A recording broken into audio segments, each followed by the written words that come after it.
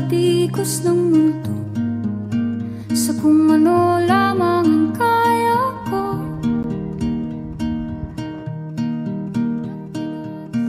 Bigang-bigan sa mga problemang di masolusyonan. We interviewed him to learn how long he has been engaged in fishing, and he shared that fishing has been part of his life for many years.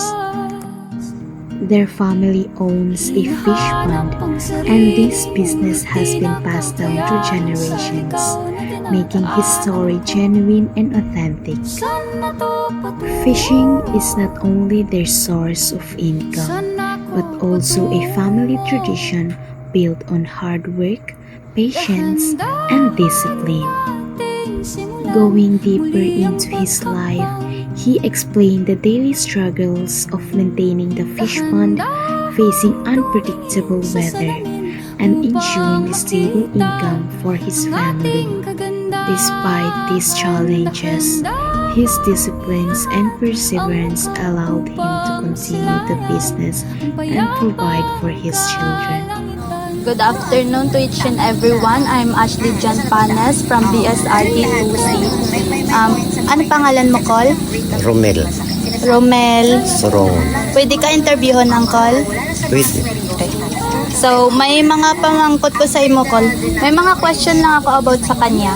So, una, ilang years ka na po na nangingisda at nagfi-fish pan? 40 years. Mga 40 years na.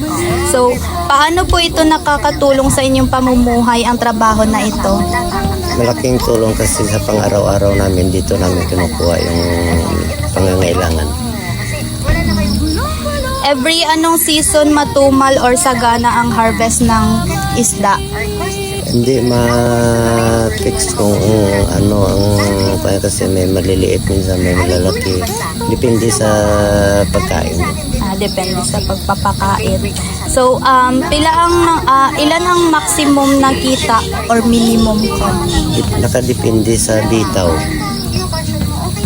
Pero, paminsan mga ilang ano po, like sa harvest nyo lang, mga ilan? 400 kilos ang bangos.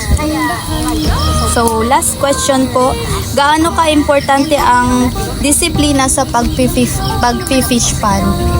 Siguro maintenance ang kailangan para makakuha ka rin ng magandang harvest.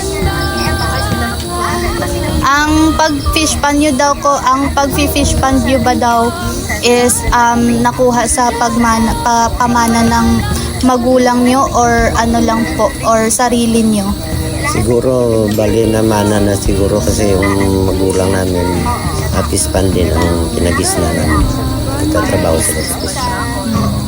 Oo daw, family business daw at pamana na daw ng mga magulang nila sa kanila simula noon pa.